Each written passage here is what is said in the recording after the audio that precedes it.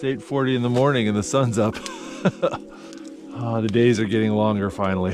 All right, I got a lot to do today. We're gonna stoke up this fire and get breakfast going.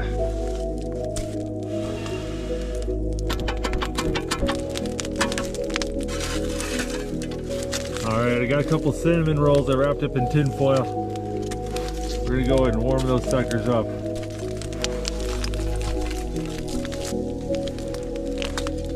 Got some very frozen breakfast sausages.